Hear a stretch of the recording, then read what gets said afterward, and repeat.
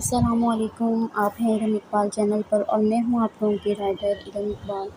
یقیناً آپ اپنے گھروں میں بخیر و عافیت زندگی گزار رہے ہوں گے اور ماشاءاللہ سے ناول اپنے اختتام کی جانب جا رہا ہے۔ جیسے کہ میں نے آپ لوگوں کو کل بھی بتایا تھا کہ نیکسٹ ناول کی اپڈیٹ آپ لوگوں کو انشاءاللہ میں دوں گی، تو تھوڑا سا اسٹوری سے ریلیٹڈ بتاؤں گی کہ اس دفعہ الگ ہی اسٹوری لوگوں کی پرزور فرمائش پر لکھنے جا رہے ہوں، تاکہ کہ تھوڑا سا آپ لوگوں کو پہلے اتنا سیریس ناول ملا، اس کے بعد آپ کو تھوڑا سا اگر مل جائے گا تھرلنگ سے ریلیٹڈ ناول، تو یقیناً آپ لوگوں کی دلچسپی بڑھے گی اور نیکسٹ ناول میں بہت زیادہ تھرل ہوگا۔ تو جس طرح کہا جا سکتا ہے کتنی دھڑکنیں سنبھال کر آپ لوگوں نے ناول کو پڑھنا ہے، بہت زیادہ تھرل ڈال رہی ہوں، اور یقیناً جب تک کسی بھی ناول کو فن کا تڑکا نہ لگے تو جیسے کہ مزہ ہی نہیں آتا۔ تو انشاءاللہ میرا منڈے سے میرا ناول شروع ہو رہا ہے اور نیکسٹ ناول ہے، لیکن نیم آپ لوگوں کے لیے سرپرائزنگ ہوگا، یا پھر انشاءاللہ آپ لوگ کا انٹرسٹ چیک کرتے ہوئے کہ آپ اگلے ناول کے لیے کتنے بے قرار ہیں۔ تو آپ لوگوں کے انٹرسٹ کے مطابق کل کی ویڈیو میں انشاءاللہ میں آپ سے نیم شیئر کروں گی۔ چلیں جی، اپنے اس ختم ہوتے سفر میں ہم سفر کا سفر شروع کرتے ہیں، کہانی کا سفر شروع کرتے ہیں۔ بسم اللہ الرحمن الرحیم۔ ناول سفر میں ہم سفر، writer Iram Iqbal, extra long episode 28، second last episode. مجھے تو اپنے سسرال جا کر مزہ ہی آ گیا، ایسا لگ رہا تھا جیسے میں اپنے ہی گھر میں موجود ہوں۔ ماشاءاللہ اتنا اچھا کھانا تھا کہ ابھی تک میرے منہ میں ذائقہ موجود ہے۔ شکریہ اسد، آپ نے میرا اتنا مان رکھا، آپ اتنے امیر کبیر ہو کر وہاں پر میری فیملی کے ساتھ اتنے اچھے سے رہیں، یقین مانیں آپ نے میری نظروں میں اپنی قدر بڑھا دی ہے۔ میرے گھر والے آپ کے برابر تو نہیں ہیں۔ اس سے پہلے کہ مزید کچھ بولتے اسد نے اس کے منہ پر ہاتھ رکھ کر اس کی بولتی بند کی۔ تم کیا بولتی چلی جا رہی ہو، امیر غریب کچھ بھی نہیں ہوتا، اور اب تو ویسے بھی میرا اس گھر سے رشتہ ہے۔ آخر انہوں نے مجھے اپنی اتنی اچھی بیٹی سونپی ہے، میں اگر ساری زندگی میں ان کا شکر گزار رہوں تو وہ بھی کم ہوگا۔ تمہاری وجہ سے جس راستے پر میں چل پڑا ہوں، مجھے اتنا سکون میسر آیا ہے، اس سے پہلے کبھی اتنا سکون نہیں ملا تھا۔ میں بالکل ایک بھٹکا ہوا انسان تھا جس کو تم نے راہ راست پر ڈال دیا ہے۔ کبھی اپنے چھوٹے سے ذہن میں یہ بڑی باتیں مت لانا، اس نے اس کے ماتھے پر ہلکی سی تھپکی مارتے ہوئے کہا۔ سیمل کے کمرے کا منظر، وہ کمرے میں اندھیرا کیے روکنگ چیئر پر جھول رہی تھی، وہ اپنے ماضی کی تمام باتوں کو یاد کر رہی تھی۔ اس نے جہازیب کو راہ راست پر لانے کی بہت کوشش کی تھی، مگر کچھ لوگ ایسے ہوتے ہیں جن کے نصیب میں سوائے اکیلے پن کے کچھ نہیں لکھا ہوتا، لیکن جہازیب نے تو یہ راستے خود اختیار کیے تھے۔ Flash back. سیمل جیسے ایک فقیر کو کھانا دینے کے لیے آگے بڑھی، اس کی نظر اس کے ساتھ بیٹھے ہوئے انسان پر پڑی۔ وہ شخص کوئی اور نہیں بلکہ جہازیب لغاری تھا، جس کی تمام شان و شوکت سب مٹی میں خاک ہو رہی تھی۔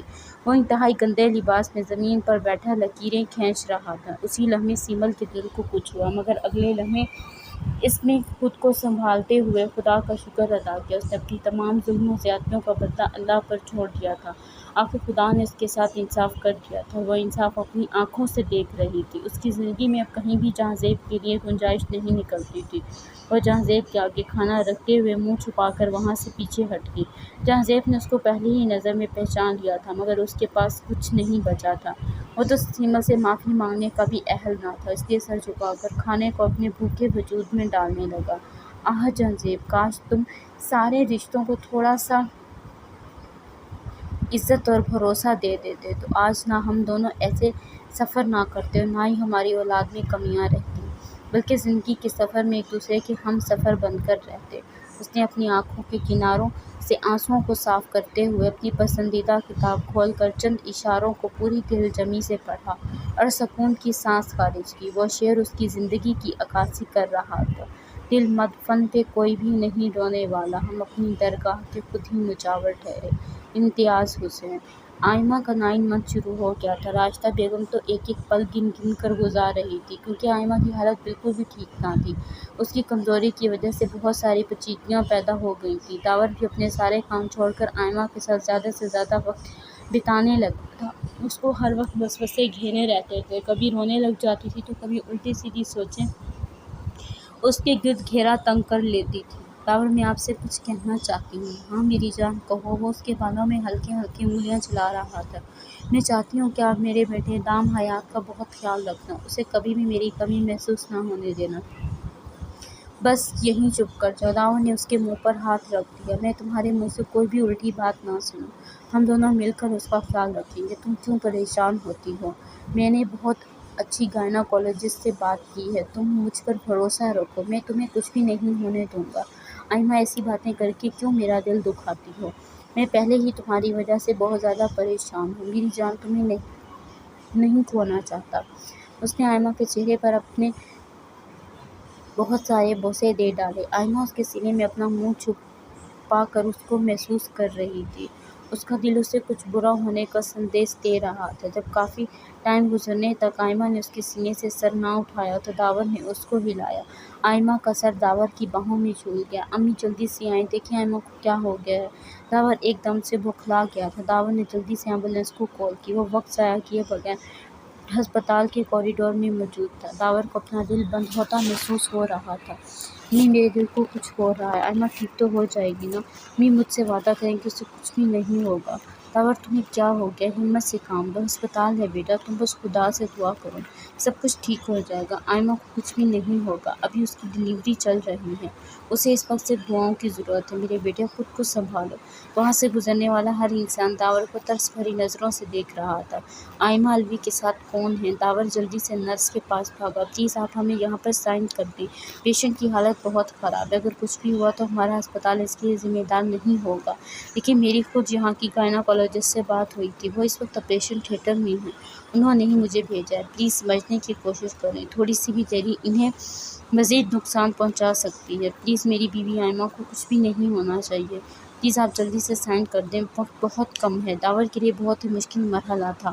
اس نے کانپتے ہاتھوں سے سائن تو کر دیا تھا مگر اس کو ایک لمحے کے لیے بھی سکون نہیں مل رہا تھا۔ ماما آپ کو کیا ہوا ہے؟ مجھے آپ کی طبیعت کافی بوجھل لگ رہی ہے۔ نہیں بس بخار ہے، خود ہی ٹھیک ہو جائے گا۔ ایسے کیسے ٹھیک ہو؟ آپ کو تو واقعی بہت بخار ہے۔ ماہرہ نے ان کے ہاتھ کو چھوتے ہوئے کہا۔ میں ابھی ڈاکٹر کو کال کرتی ہوں۔ اسود تو ابھی آفس کے لیے نکلے ہیں، وہ بتا رہے تھے کہ آج ان کی بہت امپورٹنٹ میٹنگ ہے۔ پلیز تم مجھ سے کچھ مت بتانا، میری ڈرا میں دوائی پڑی ہے، مجھے دے دو، ابھی مجھے تھوڑی دیر تک آرام آ جائے گا۔ جی ماما میں آپ کے لیے کچھ ہلکا سا بنا کر لاتی ہوں، اس کے بعد ہی آپ کو دوائی دوں گی۔ میرا بالکل بھی کچھ کھانے کا دل نہیں کر رہا، کھانا تو پڑے گا ورنہ ایسے میں آپ کو بالکل بھی دوائی نہیں دوں گی۔ اچھا ٹھیک ہے لے آؤ، یہ ہوئی نا اچھی بات۔ تھوڑی دیر بعد اس نے سمر کو کھانا کھلایا اور دوائی دی تھی، پھر ان کے پاس ہی بیٹھ کر ان کا ہلکا ہلکا سر دبانے لگی۔ دوائی کے نشے کی وجہ سے انہیں جلد ہی نیند آ گئی تھی۔ ان کو پرسکون دیکھ کر وہ لائٹ آف کرتی باہر نکلتی، پھر اس نے کمرے میں داخل ہو کر اپنی الماری چیک کی۔ چلو ماہرہ کام پر لگ جاؤ، کب تک یوں ہی فری بیٹھی رہو گی؟ اس الماری کو ہی سیٹ کر دو۔ اگر اسود کے سامنے کی تو وہ تو بالکل ہی کام نہیں کرنے دیں گے۔ وہ خود کلامی کرتے ہوئے الماری میں سے کپڑے نکالنے لگے۔ سارے کپڑے نکال لینے کے بعد اس کی نظر اینڈ میں پڑے ہوئے ایک کوٹ پر گئی۔ یہ کوٹ تو کبھی اسود نے پہنا ہی نہیں، میں نے پہلے کبھی اس مال میں بھی نہیں دیکھا، ہو سکتا ہے زیادہ کپڑے ہونے کی وجہ سے ہی مجھے کبھی نظر ہی نہیں آیا۔ وہ خود کلامی کرتے ہوئے اس کوٹ کی سلوٹوں کو سیدھا کرنے لگی۔ تبھی ایک چیز اس کوٹ کی پاکٹ میں سے گر کر اس کے قدموں میں آن پڑی۔ وہ کوئی عام چیز نہیں بلکہ خوبصورت بریسلیٹ تھا۔ ماہرہ سے کھڑا رہنا مشکل ہو رہا تھا، وہ صدمے سے زمین پر بیٹھتی چلی گئی، پھر اس بریسلیٹ کو پکڑ کر پھوٹ پھوٹ کر رونے لگی۔ داور کو دیکھ کر ایسا لگ رہا تھا جیسے خون کاٹو تو خون ہی نہ نکلے۔ وہ گمسم اداس بیٹھا کبھی کسی اجاڑ انسان کی طرح لگ رہا تھا۔ راشدہ بیگم دام حیات کو سنبھالتے ہوئے ہلکان ہو رہی تھی۔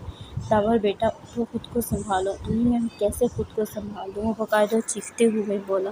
میں نے اس سے وعدہ کیا تھا کہ میں اسے کچھ نہیں ہونے دوں گا اور مجھے ایسے کیسے چھوڑ کر جا سکتی ہے؟ آنسو لڑیوں کی صورت میں اس کی آنکھوں سے چھلک کر اس کے گالوں کو بھگو رہے تھے۔ راشدہ بیگم اتنی دیر سے ضبط کیے بیٹھی تھی، داور کو سنبھالنے میں ان کے آنسو بھی چھلک پڑے تھے۔ ابھی تھوڑی دیر پہلے ہی نرس انہیں ایک خوشخبری اور ایک بری خبر دے کر جا چکی تھی۔ آئمہ دام حیات کو پیدا کر کے ہمیشہ کے لیے اس دنیا سے جا چکی تھی، اس کی تمام تکلیفیں ختم ہو گئی تھیں۔ امی میں اس کے بغیر کیسے جیوں گا؟ مجھ سے برداشت نہیں ہو رہا ہے، بس کر دو داور، خود کو سنبھالو میرے بیٹے، اس بچے کی طرف دیکھو، اسے تمہاری ضرورت ہے، اس نے تو اپنی ماں کو نہیں کو دیکھا تک نہیں۔ کسی کو کیا پتہ تھا کہ بیچاری ایما اپنی ماں کا نصیب لے کر پیدا ہوئی تھی۔ اسے کیا پتہ جب وہ پیدا ہوئی تو بھابھی بھی یوں ہی اسے اس دنیا میں اکیلا چھوڑ کر چلی گئی تھی، اور آج دیکھو اس کا بیٹا بھی اکیلا ہو گیا ہے۔ جو اس دنیا میں آتا ہے اس نے واپس ضرور جانا ہے۔ زندگی میں تو شک ہے لیکن موت برحق ہے، ہر انسان نے اس کا ذائقہ چکھنا ہے۔ اٹھو میرے بیٹے، خود کو سنبھالو۔ الوی صاحب کا تو خود بہت برا حال تھا، آخر اکلوتی بیٹی تھی۔ داور کو تو پتہ بھی نہ تھا کہ وہ ایما کو یوں مرا ہوا گھر واپس لائے گا۔ ایما کی تدفین کے بعد داور اس کی قبر پر بیٹھ کر پھوٹ پھوٹ کر روتا رہا۔ مورخ بھی لکھے گا کہ ایک انسان ایسا تھا جو اپنی بیوی سے اتنی محبت کرتا تھا کہ اس کے مرنے کے بعد اس کی قبر پر بیٹھا رہا۔ الوی صاحب اسے اٹھاتے رہ گئے مگر ایک پل بھی ایما سے دور نہیں رہتا تھا۔ بھلا ماموں میں اس کو یوں ہی منو مٹی تلے چھوڑ کر کیسے چلا جاؤں؟ بیٹا صبر کرو، چلو تم میرے ساتھ گھر واپس چلو۔ وہ کافی مشکل سے داور کو گھر لے کر آئے تھے۔ داور دور جاتے تک ایما کی قبر کو دیکھتا رہا تھا۔ چلو مقتول خوابوں کے دفن کا سلسلہ کرنے، چلو آنکھیں قبر کرنے۔ از قلم ارم اقبال۔ بھائی یہ سب کیا ہو گیا؟ مجھے تو ابھی تک یقین نہیں آ رہا کہ ایما بھابھی اس دنیا میں نہیں رہی۔ ماہرہ داور کے گلے لگ کر پھوٹ پھوٹ کر روئی۔ ایما اس کی بھابھی کم اور دوست زیادہ تھی، سب کے لیے ہی مشکل کھڑی تھی۔ دکھ کا سماں تھا، سبھی اپنے غم میں نڈھال تھے، مگر ایک وجود تھا جس نے رو رو کر سب کی توجہ اپنی جانب مصبور کی ہوئی تھی۔ ماہرہ ہی اس کو سنبھال رہی تھی۔ دام حیات پھپھی کی گود پا کر کافی حد تک سنبھل بھی گیا تھا، ایسا محسوس ہو رہا تھا اللہ نے جیسے اس کو پیدا ہوتے ہی صبر دے دیا تھا۔ ماہرہ کو ایما کی وفات کا دیر سے پتہ چلا تھا، وہ تو ایما کا منہ بھی نہ دیکھ پائی تھی۔ دام حیات کو اپنی گود میں سلاتے ہوئے ایما کی تصویر کو دیکھ کر رو رہی تھی۔ ایما تم تو میری بہت اچھی دوست تھی، بھابھی کم اور دوست زیادہ تھی، دیکھو میں کتنی بد نصیب ہوں، آخری بار تمہارا چہرہ بھی نہ دیکھ پائی۔ کرن آنٹی پلیز مجھے یہاں سے نکالیں، یہاں پر میرا دم گھٹتا ہے، عجیب عورتیں ہیں یہاں پر، میری بچی میں کچھ نہیں کر سکتی۔ یہ کیا کہہ رہی ہیں آپ؟ کچھ کریں، مجھے یہاں سے نکالیں، میرا یہاں پر دم گھٹتا ہے۔ اس کا مطلب مجھے کب سے جھوٹی امیدیں دے رہی تھی؟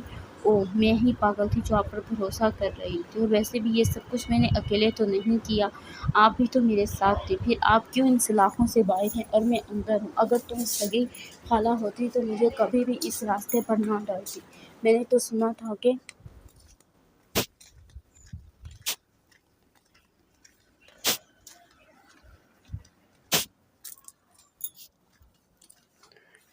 تھا کہ ماں کا دوسرا روپ خالہ ہوتی ہے، مگر تم تو میری زندگی میں ناگن ثابت ہوئی۔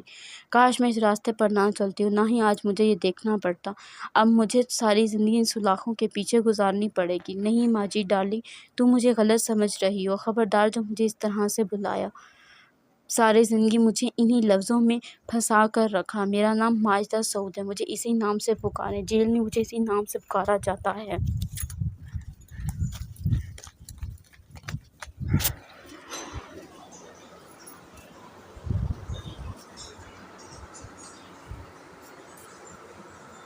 کرن کو وہ پاگل لگ رہی تھی۔ چلی جائیں یہاں سے، میں آپ کی شکل نہیں دیکھنا چاہتی، یہی میرا نصیب ہے جو میں اب تک کرتی آئی ہوں، مجھے اب اسی کا ازالہ کرنا ہے۔ اپنے حسن و جوانی کے رنگوں میں اندھی ہو کر میں بھول گئی تھی کہ میں نے کتنے لوگوں کی زندگی برباد کر ڈالی، صرف آپ کو خوش کرنے کے لیے، دولت حاصل کرنے کے لیے میں اتنا گر گئی تھی، مجھے اپنے وجود سے نفرت ہونے لگی، اور اب آپ کی اور میری یہی سزا ہے کہ ہم دونوں دوبارہ ایک دوسرے سے کبھی نہ ملیں۔ چلی جائیں یہاں سے۔ وہ چیختے ہوئے واپس چلی گئی جہاں ان کے سامنے اندھیر نگری تھی۔ اس نے ہمیشہ لوگوں کو دھوکہ دیا تھا، انہیں محبت کے جال میں پھنسا کر مارا تھا، اور محبت نے جب اس سے اپنا بدلہ لیا تھا تو وہ پاگل ہو رہی تھی۔ محبت اپنا بدلہ ایسے ہی لیتی ہے، اگر محبت کی قدر نہ کی جائے تو وہ انسان کو رول کر رکھ دیتی ہے، اور یہی حال ماجدہ سعود کا ہوا تھا۔ اس نے محبت کو کھیل بنایا تھا، اور کھیل ہی کھیل میں وہ خود شکار ہو گئی تھی۔ انسان خطا کا پتلا ہے، لیکن جب اپنے قد سے بڑی خطائیں کرتا ہے تو وہ یہ بھول جاتا ہے کہ اس کا وقت گزر رہا ہے، اب صرف پچھتاوے بچے تھے، اور پچھتانا مقدر بن چکا تھا۔ امی میں نے تو بس کہہ دیا، مجھے یہی بریسلیٹ چاہیے، اور مجھے یہ پسند آ گیا ہے، مجھے یہ کسی بھی قیمت پر چاہیے، میں نے اپنی دوست کی منگنی میں یہی بریسلیٹ پہن کر جانا ہے، مگر یہ ماہرہ مجھے نہیں دے رہی ہے۔ کیوں ماہرہ تیرا دماغ خراب ہو گیا ہے؟ ایک بریسلیٹ تو ہے، بہن کو دے دے، مگر تجھے کیا، تیری سوتیلی بہن ہے نا، اس لیے تو اسے کچھ نہیں دیتی، تو مر تو نہیں جائے گی؟ اگر تھوڑی دیر پہن کر چلی جائے گی تو میری بچی خوش ہو جائے گی۔ امی کیسی باتیں کر رہی ہیں، میری ہر چیز ہادیہ کی ہے، میری جان بھی اس پر قربان، مگر میں یہ بریسلٹ اسے نہیں دے سکتی۔ کیوں؟ اس میں ایسے کیا ہیرے جڑے ہوئے ہیں جو تو اس کو نہیں دے سکتی؟ بڑی یہ جان بھی قربان۔ او بی بی، تیری جان کی کوئی ضرورت نہیں ہے، میری بیٹی کو میں اپنی ہادیہ کو خود ہی کوئی اچھا سا بریسلٹ دلوا دوں گی، کوئی ضرورت نہیں ہے، رکھو اپنے پاس۔ نہیں امی، مجھے یہی چاہیے، یہی میرے سوٹ کے ساتھ میچ ہو رہا ہے، مجھے یہی پسند آ گیا اور میں نے اور کوئی چیز نہیں لینی۔ وہ باقاعدہ منہ بنا کر بیٹھ گئی تھی۔ اب میں دیکھتی ہوں کہ تو کیسے میری بیٹی کو یہ بریسلٹ نہیں دیتی۔ انہوں نے باقاعدہ چھینتے ہوئے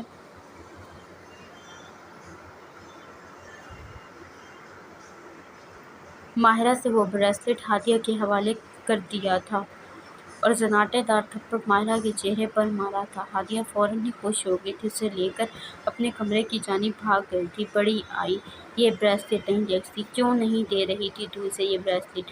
راشدہ بیگم تو ویسے ہی موقع چاہیے تھا ماہرہ کو ذلیل کرنے کا۔ اس نے کانپتے ہوئے لفظ ادا کیے جسے سن کر راشدہ بیگم کا پارا مزید ہائی ہو گیا۔ امی وہ یہ جاری ہے۔ ریڈرز، کہانی اپنے اختتام کی جانب جا رہی ہے۔ پلیز آج تو اچھا سا کمنٹ بنتا ہے آپ لوگوں کا، لائک ضرور کر دیا کیجیے۔ نیکسٹ ناول کی اپڈیٹ انشاءاللہ کل لاسٹ ایپیسوڈ کے ساتھ میں شیئر کروں گی۔ شکریہ، اللہ آپ لوگوں سے راضی ہو، فی امان اللہ۔ پلیز چینل کو ضرور سبسکرائب کر دیا کریں، لائک کر دیا کریں اور مزید ویڈیو کے لیے آئیکن کا بٹن یعنی کہ بیل دبا دیا کریں۔ شکریہ۔